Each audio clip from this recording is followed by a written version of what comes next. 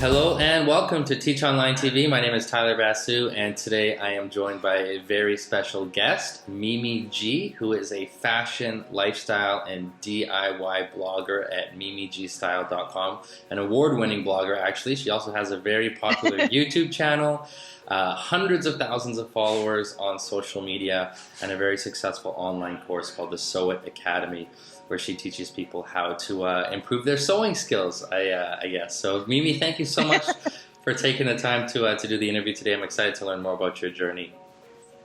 Thank you. It's my pleasure to be here.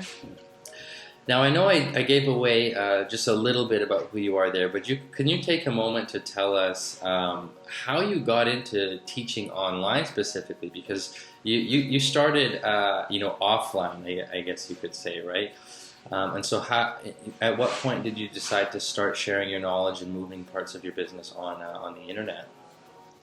Well, actually, I started in 2012 with my blog as a hobby. I was hardly making ends meet. I was trying to support my family, and I needed an outlet. And I've always sewn. I started to sew when I was like 12 years old. And so I started just posting things that I was making for myself. And towards the end of that first year, I noticed that there was a really fast growth on my blog. People were interested in kind of learning how to sew. And there were tons of home sewers already out there, but not a lot who were focusing on fashion sewing. And I was kind of taking things that I saw on the runway and then knocking them off, for lack of a better word. And I had posted something on my blog towards the end of that first year that went very popular. It went viral both on Pinterest and on the blog, and people were asking me repeatedly where I had found it, if they could buy it from me. And I said, no, yeah, I made it. I don't sew for hire. And it became one of those things where the demand was incredible. And I ended up taking a couple of orders for that skirt. And it was probably the worst experience of my life. I hated it. I don't like sewing for other people. I was stressed out. It was just a terrible experience. But I made a lot of money. But I thought, God, I can't do this. I said, well, what if I teach them how to make it versus making it for them? And so that was the very first online course that I did. I just recorded myself, filmed myself making it, and I thought, well, I'll upload it and sell it and see what happens. And today it's probably still my most popular download. And so I continued to do that for a couple of years on the blog, doing one-off tutorials, teaching people how to do make a skirt or make a dress or make a top. And because I do both fashion and sewing, it became very popular because women were not just wanting to buy things that I was maybe just purchasing retail, but when I made something, they also then wanted to learn to make it. And that business did very, very well for me, doing the one-off tutorials. And then early last year, I decided that I wanted to teach people how to sew from the very start. I wanted them to learn how to sew, not by making one-off projects, but to really learn from the very beginning and kind of build on their skill level. Mm-hmm. And so I decided to start the Sew It Academy, which is basically an online school. And I teach them how to sew. The very first video is literally me taking a sewing machine out of the box. Like, this is a sewing machine. This is a needle. This is thread, So it really is at the very, very starting of sewing for people. And so we have had thousands students over the years with just my one-off tutorials, but now having them all in one place, learning every month with a new course has been amazing to see. Mm-hmm. No, that's exciting, and you specifically created a membership site, right, for Sew It Academy, so people are paying every month. You're giving them access to the training that's already in there, but I assume you also create more training that you add to it over time. What made you decide, or what made you decide that creating a membership site was the best approach? Because at this point, you already created the one-off course that people could download. When did it make sense to create the membership site for your audience? So I did it for two reasons. One, membership sites generally do very well. And it's a really great way to create a very nice source of income. It's also easier for people to invest a smaller amount than it is for them to feel like they're taking on a new hobby and then having to invest a whole lot of money. Mm-hmm. I wanted people to want to learn to sew, but to do it at a rate that was affordable to everybody. I didn't want anybody to not be able to join the academy because they couldn't afford it. And for me, I think that my mission has always been to provide people with as much knowledge as I can possibly give and share my gift.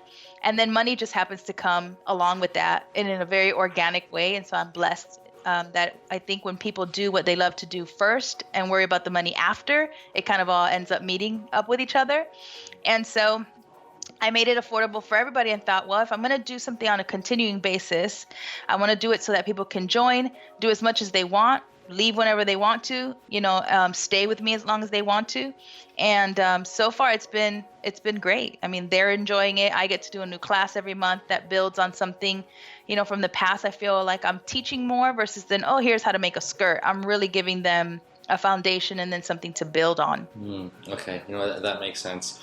And so, could you give us an overview of what's included in your course? Like when somebody signs up for the membership, what training do they have access to right away, and what sort of training are you adding to the course on a regular basis? So when we launched in one video, and we launched with that very first video, and basically what I said to everybody is, every month I'm going to give you a new course that builds on the last course, so that you're continuously learning. So when we first launched, everybody gets an email, and even now everybody gets an email that lets them know, what the goals are, that the Sew It Academy is built for people to work at their own pace from the luxury of your home, so you don't have to leave. It gives them access to a secret Facebook group where I do live Facebook postings. We do, specific giveaways. We have special things that we talk about, that's privy only to the people in the group. They also get discounts for some of the vendors that I work with. And then, of course, I started an affiliate program for them, which was great, by the way. Thank you so much for having that. And then every month after that, they log in and I let them know the new course has been published. And then everybody can log in and see that course. And now I think we're at about 8 courses. So when somebody signs up today, they get access to all the previous courses, and then they'll have, up to date, and then continue on with everybody else. Mm-hmm. Yeah, okay. Yeah, that makes sense. And, we're seeing more and more people choose the membership site model as opposed to the one-off purchase, which people can kind of go through at their own time, and then once they go through it, they're done. And that's it. No more training after that. But with the membership model, you keep people in the game, like you keep them engaged. Yes. You give them your responsibility is to give them more training or on a regular basis. And I think what really makes it work is building that sense of community among the students who are going through it. And so for you, you've got the private Facebook group set up. Has that been one of like the big value adds for somebody who goes through the program? Like, are you hearing good feedback about you having created that group for your students? Yeah, absolutely. I mean, I've created other groups for other parts of my blog has a specific Facebook group that we use. So I knew that it worked. I knew that it helped to create a sense of community. They become sisters. They call each other Sew Sisters. And they rely on each other because I want to be there as much as I can, but I run, sometimes simultaneous businesses. And so it's difficult for me to be always available. So I have admins that help who have a little more sewing experience that kind of fill in for me.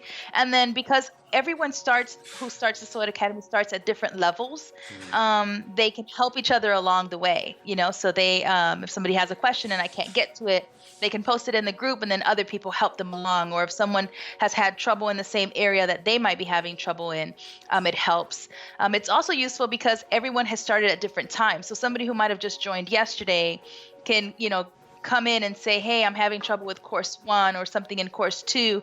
And now I've had people who've been with me for 8 months who can help answer those questions. Another really great thing about that is that they find each other. So if they're in, near each other in the same city or in the same state, they, create these little groups where they can meet, talk and sew and fabric shop and do all of those things. And so I think it's absolutely key to having a successful membership. helps them stay involved on, on a monthly basis. Yeah, yeah, definitely. That's very cool that they're meeting in person. That's when you know you've really built a community when they're getting organized on their own and to meet and to share in the Well, passion that they've got. absolutely. The Sew It Academy is great for me because, once a year, and next year will be the 6th year that I've done it. Once a year, I hold a conference here for all my fans and all my followers of the blog, and they all come to Los Angeles from all parts of the world. We've had Canada, the UK, and of course all over the states. And we do a 3-day event. They come in, we do a fashion show where they get to show off everything that they've learned. So they create a garment based on something I've taught them, and they walk down the runway. We have a whole event, and then on day 2 we hold all day workshops, and on day 3 we go on a fabric field trip. So I charter buses, we all go and hit the town, and that was really the first time that I noticed that I was building a community. And now going into the 6th year, they wait all year round. The last 3 years, we've sold out our tickets in less than 24 hours. So they literally wait to see each other every year and come together. And so now I've created an online version of that with the Sew It Academy. Very cool, very cool. So I wanted to discuss your process for creating courses, because you've gone through this a couple of times now. You created that first course a few years back, now the membership site, and you're adding training to that site on a regular basis. So what is your process for coming up with the topic, or coming up with the specific content that you think should be in the course? And then what kind of training are you recording? Are these like video tutorials? Are they screencasts? Are they audio? Like what sort of formats are you using to teach online? Well, I think for me, I was a terrible student in school. I actually went to design school for a couple of months, and then I was like, I can't do this anymore. My brain just doesn't. I can sit in a room and listen to people talk for hours, and as soon as I leave, it's like gone, But if you show me how to do something, I retain it forever. And so that's kind of how I teach. And so all of the classes are done on video, literally step by step from very beginning to the very end until you end with your project. And so the way I do it now is I sat down when I first started creating the Sew It Academy, or thinking of doing it, and I thought about all the ways that I wish I had learned to sew. I learned to sew on my own, but through trial and error, a lot of error. And because I didn't go to school and I'm completely self-taught, I think that I'm able to teach people in a very easy to understand way, without a whole lot of technique talk and words that they're not going to understand anyway. So that's how I sat down and literally listed out all of the courses in a way that made sense. So, from starting, to understand your machine, to learning how to sew in a straight stitch, to learning how to sew a curve. And then I decided to put all of those courses together in a timeline so that I knew that with every course I was adding a new technique and a new project, and that everything I was covering in the next course, they had already learned, the technique to be able to accomplish it in the previous course. And now I've already got all of 2017 planned out. So we know exactly what we're teaching. We know the courses, we know what the techniques that we're adding. So I think being successful is for sure planning ahead what you're going to teach and making sure that you understand what you've already taught, how they can build on what they've learned, and then make sure that it's fun and interesting, because, I can lose them at any point. And so it's imperative for me to keep things interesting and fun. And then I'm not just providing a bunch of techniques but I'm doing fun projects that they want to make every month. So I think in any field, it really doesn't matter what it is that you're teaching. If you can create a way to keep them engaged and really think about what it is you're going to teach and make yourself an outline of that, it'll help them be more successful. Because if every month you're trying to figure out what you're going to teach, you're already behind. You're already starting, you're already trying to figure it out, and you're going to rush through it, and you haven't really thought it all out. So we planned 2016 and we already planned out 2017. So every month we know exactly what we're going to be doing. And so that helps us stay, ahead of ourselves. And then like I said, we do everything in video. Because I need it to be very visual, so everybody can see exactly what I'm doing, as opposed to trying to figure out what I'm saying. They can actually see me doing it. Yeah. No, that makes a lot of sense, and that's some great advice. And it's an interesting point you brought up that you when you just listen to something, you don't quite absorb it or learn it the same way as when you see it done and when you do it yourself. So I think it's great that you've chosen provide all your training in video, especially for something like sewing. It would be really Yeah, hard to put together a PowerPoint presentation on here's how to use the sewing machine, and right. when you can just actually uh, do it and then show them the Yeah. video, right? Yeah, well, I mean, I didn't know, when I started my blog, I didn't know anything about graphics or Photoshop or Illustrator or videos or nothing. I've had to teach myself how to do all of it. And I always found that finding video lessons was an easier way for me to learn Photoshop, for me to learn Illustrator, because I tried getting a couple of books and I was like, I don't know what you're saying. I need somebody to show me, click here, Yeah, and yeah. so that's kind of how I teach. Yeah, for sure. Now, when it came time for you, like when you created your first course and you had all your content ready to go, were you using Thinkific at that point, or you found Thinkific later when you created the membership site? No, Thinkific is where I started. Oh, you did start. Prior to Okay. that, I did. I looked at however many other sites there were out there that had the ability to do a membership site. And I Mhm. actually, when I started with Thinkific, it made the most sense as far as what was available to me. Mhm. So I, ultimately ended up going with Thinkific.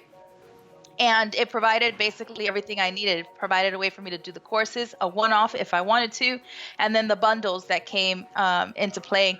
When I first started with Thinkific, however, the adding new content was kind of difficult because I could only add it to the non-bundles. And so I constantly had to figure out how to do it. Thank goodness, I will say this, the customer service is outstanding. And you guys took it on. I would send you the Excel sheet, you uploaded for me. I mean, you made the process so easy for me to kind of navigate because it was new to me. Um, and that was amazing. And then when you guys figured out a way for me to do it directly, I was over the moon about that. So I've been very happy as far as the ability to connect with my students, to keep them informed and email them. And then, like I said, that affiliate program is really fantastic. So you've got some of your students using that affiliate program to promote your course, or you've Yeah, I got just started it just a couple days ago. cool. So Okay. I'm still sending everybody their accounts. Yeah. I love that I don't really have to manage it. It's all kind of done on the back end. So that's great once I set everybody up. Yeah. And yeah, I get them to sell the courses from because they're excited, right? If somebody's excited about your course, they tell their friends, their family, people they meet. Mhm. And so why not have something that they can say, hey, go and check it out and then make a couple, dollars from sharing something that they're really excited about. So I think that's great. I mean, if you're not doing affiliate program and you have a really good course, you're missing out. Yeah, for sure. That's a good point. So I mentioned in the intro that you have built an incredible following online. You built a great brand from your blog to your YouTube channel to Instagram. All this, your Facebook, all the social media that you're on. And this is, something that a lot of people struggle with, especially online course creators, because their expertise is not always marketing or social media or branding, any of those things. And you seem to have learned those and implemented those things very well. So, what are some tips you can give around, building your personal brand online and attracting, and building a tribe, building followers of people who are interested in whatever your area of expertise is? When I first started this whole blogging thing, I like I said, I started as a hobby. I never in a million years imagined that I would be walking down the street 4 years later and people would be stopping me, recognizing me from the blog or social media. Being an online celebrity is a really weird thing, and never at all what I expected would happen. But what I think kind of launched that part of my life and my career is that I was providing something that nobody else was really providing at the time. Mhm. There were a ton of DIYers and there were a ton of craft sites, but nobody was really doing fashion sewing and then teaching other people to do it too. And so I think that one, having really great content that you are able to share and doing it on a consistent basis is really what helped my audience grow because they knew that I was always going to be posting something on specific dates or 4 days a week. I was for sure blogging and giving them, new content, new tutorials. And at first, that very first year and a half, I did it all for free. I gave everything I did away for free. And I think what it did, it built some kind of trust and loyalty between me and my fans. And so I think that a lot of times content creators are thinking sell, sell, sell. Mhm. And really what helps grow your audience is that they feel like you're not trying to sell, sell, sell them, right? So my audience has grown to know that it's not about the money for me. It's about giving them useful information.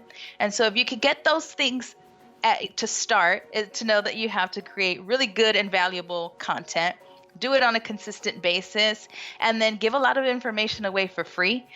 Because then when it comes time for you to sell something, they not only do it because they don't think they're being sold all the time, but really because they try to support you. Mhm. And for me, people don't believe me when I say this now, but I'm a very shy person. I walk into a room and I'm probably in the corner. I don't talk to anybody, right? I start to I get all hot and sweaty. But doing the blog forced me to become that kind of persona. And I think that a lot of teachers, people who are just creating courses and content, may not necessarily be public people. Right. And I think you need to sort of become that. People don't connect to my courses. People connect to me. They know my children's names. They follow us. They know what we did, on vacation. They ask me questions. And that's part of I think the issue that some people have is not wanting to be so personal. But nowadays, unfortunately, that's the world that we live in. And in social media, people want to know you. They want to know the people behind whatever they're supporting. And so the more personal you are, the more you share, and the more you let people in, the greater chance you have of connecting and really building an audience that is loyal and is really going to, translate to sales at the end of the day. I see a lot of people who have large followings but don't have the engagement. So numbers really don't matter. I don't care how many numbers you have. If, your engagement isn't there, if you're not connecting, if they're not talking to you and you're not talking back, the numbers don't matter, right? So if you have 5 people who support your content and who are visible, then those are the people that you need to cater to. Those are the people you talk to. Those are the people you share to, because they're the people who are going to post and repost and share and are going to help build that kind of community that you need. So, unfortunately, I've seen a lot of people create content that isn't great. It has to be visually pleasing. You have to, spend a little more on the quality of production that you're doing, or in the content that you're, the amount of content that you're providing for them, because there's so much of it now that unless they have something else to connect your specific content to, it's really hard to keep people interested. I mean, now I think we average about 12 million page views a year on the blog, and then combined social media, we have over 1 million followers. And that really it's a lot of work. We're constantly creating new content to post.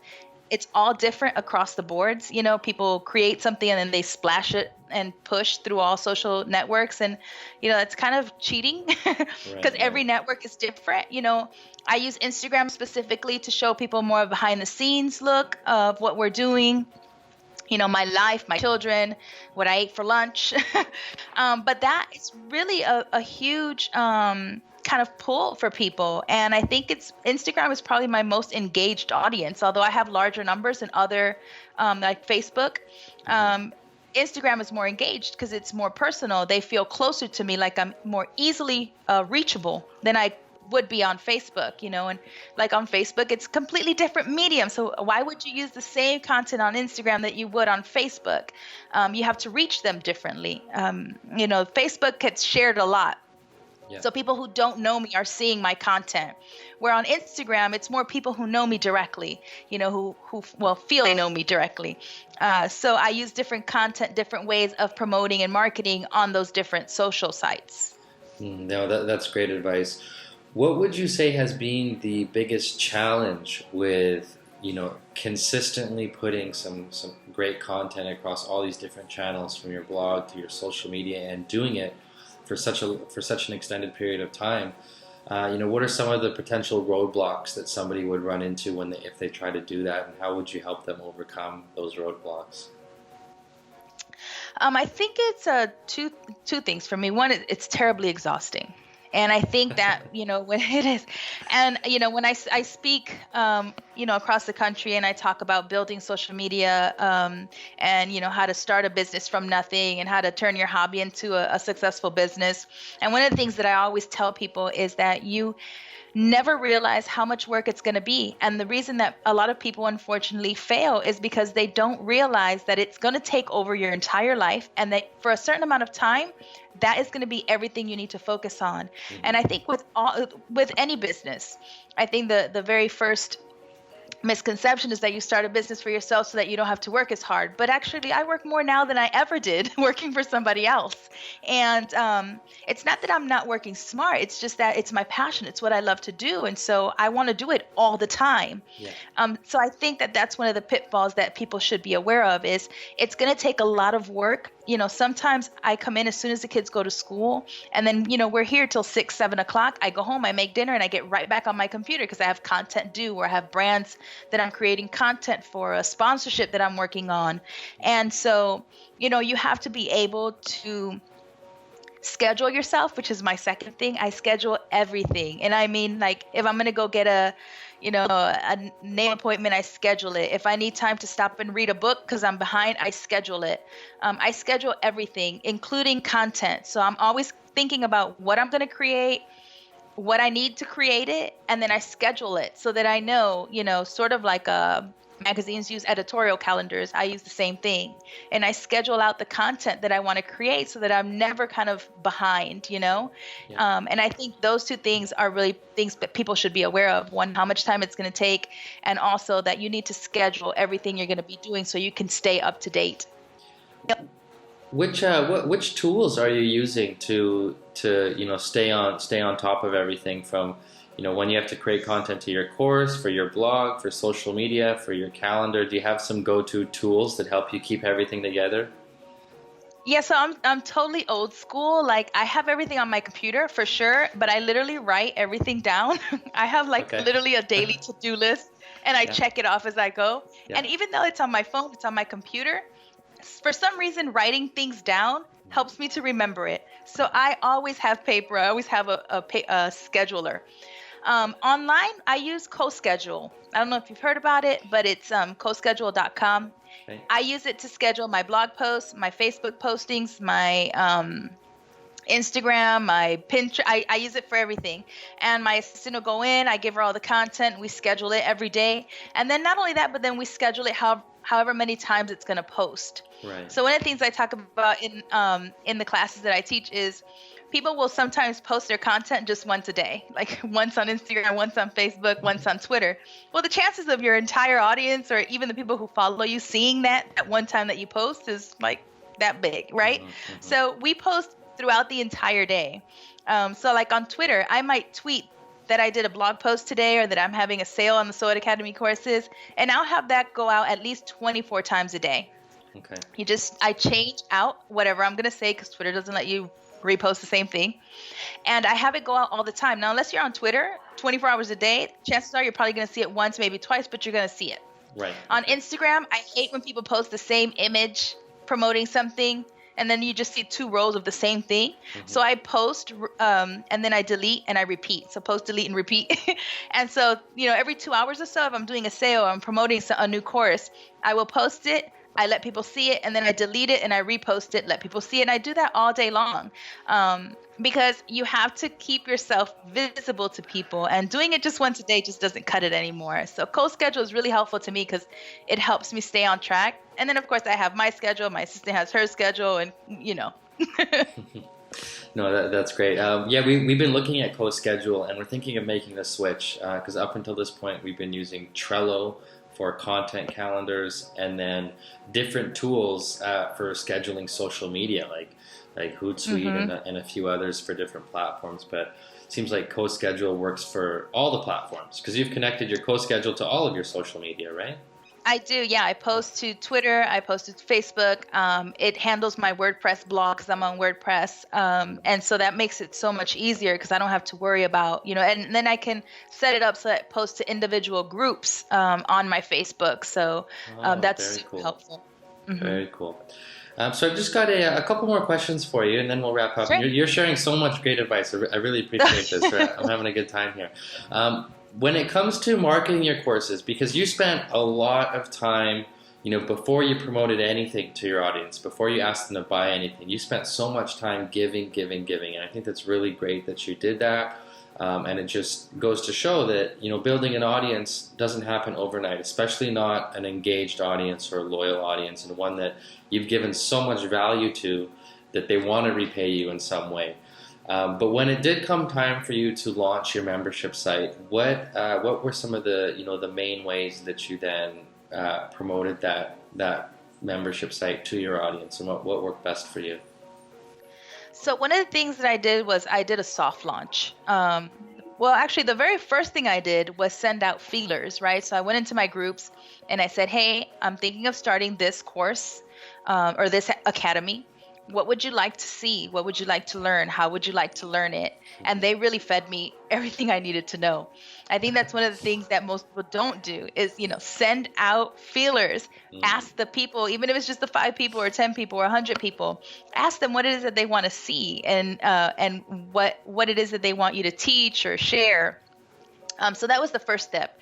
And then once I did that and I was equipped with, how I wanted the courses to play out and what I wanted them to be, I did a soft launch. So I first teased it on the blog and said, hey, I'm going to be, launching the Sew It Academy in a couple of months. This is what it's going to be about. Give me your feedback. And so that was great. Everybody was really excited about it. And then what I did was I launched in May and I only did it for a week.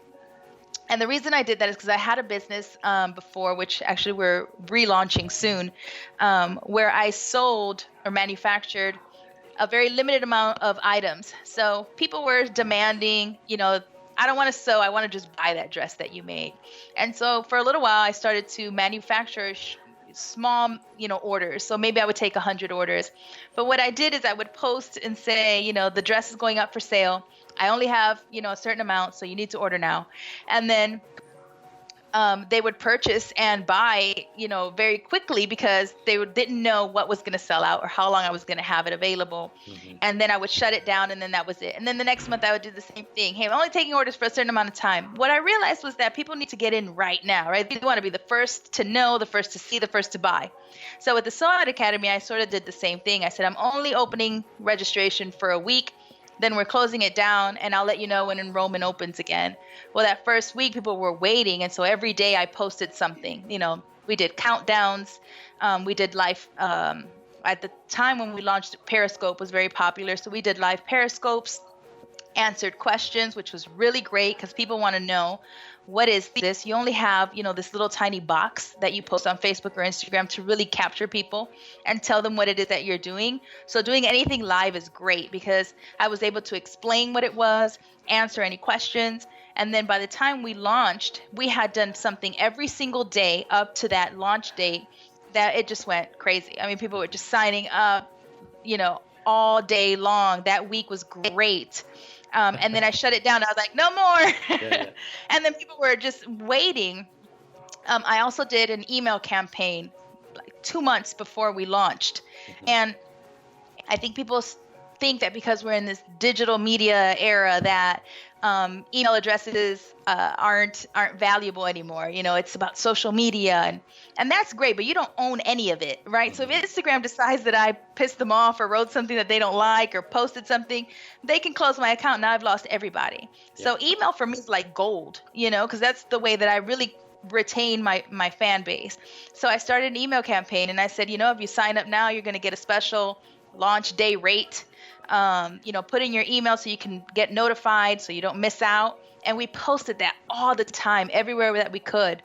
And we collected so many email addresses that by the time we launched, we had a set amount of people that we were contacting. They shared it with their friends, passed along the code. And so that's what we did. And then we launched, closed registration, and then we teased them again for like another month until we opened in June. And then we left enrollment open. And so every now and then we'll do specials or sales or, things like that. But really it's more about the buildup than it is about the actual launch date, and being able to really promote to as many people as you can. And focusing on the fan base that you have. Like you said, it took me years to, it's going to be 5 years now that I've had my blog, and which isn't a very long time, but I've been able to grow an audience that, follows me and that they want to support what I do. But I had to cater to the hundreds of thousands that I have now, just like I had to cater to the first, 500. So keeping, that in mind is really important, that it really doesn't matter how many people you have. It's more about how you connect and engage with them, and then get them to help you promo and market and share what it is that you're doing. Yeah, that's great advice. I think a mistake that we see quite often is people, they create a course without building any kind of community ahead of time, any kind of hype ahead of time. They create what they think is the perfect course, and then they go to launch it, but there's no one to launch to. There's no one who knew it was coming, Right. and then they're scrambling to try to get enrollments, where you had the backwards approach. You built the audience, you learned about your audience, you asked them what they wanted to learn, then you built all the hype Right. coming up around the launch. So when are you going to come out with a course on how to build an online business? I'll sign up for that one right away. Thank you. Actually, I did a course on blogging for another platform, Udemy. Yeah, Udemy. Oh, yeah. And that was fun. Marketplace. So I actually plan on doing a couple of more courses, because I think it's necessary. Like, like I said, this is not Field of Dreams, and you're not Kevin Costner. And if you build it, they're not going to come. Okay, so that's a fallacy. You need to put in the work, beforehand, and then get other people to help you do it. And if you can do it that way, and really have the patience to grow the audience, to market it, to promo it, it's so much more beneficial than if you just like, oh, I have this great course and people are just going to love it and they're just going to come. First of all, where are they going to find you? Where are you sharing this? How are they going to know? So doing it that way, you at least have a better chance at making it a successful course. And then, of course, your course has to be fun. Just talking to the camera, be, boring. And, you have to have personality and be able to figure out how to make my personality off camera the same on camera. And people find that difficult. So if you're doing video, just and stay engaged, so that you have a better chance at capturing your audience. Yeah, great advice. Well, Mimi, I've got one more question for you, and then we'll wrap up. For those who are watching this and they're thinking of sharing their knowledge online, they're thinking of creating a course, but they haven't taken those first steps yet into actually creating their course.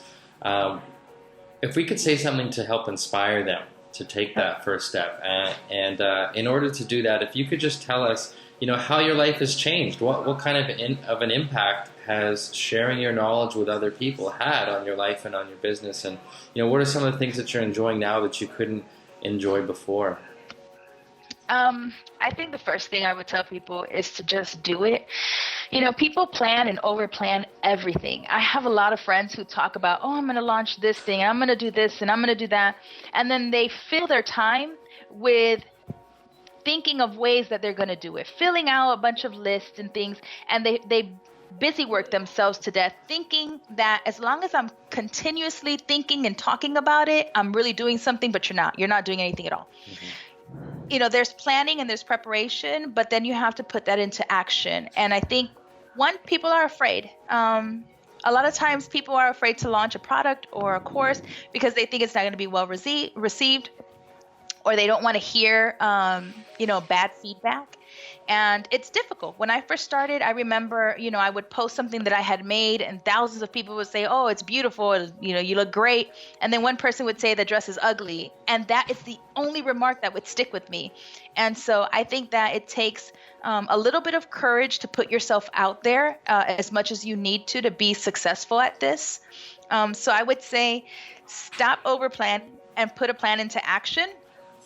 Don't be afraid, because really what's the worst that could happen? You're not going to get an audience, or the course isn't going to sell. That means that it's one of two things. Either your course isn't engaging, so, sit back, figure out what it is, rework it, refilm it.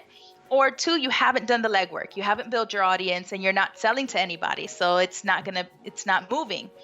So that's the first thing. The second thing is,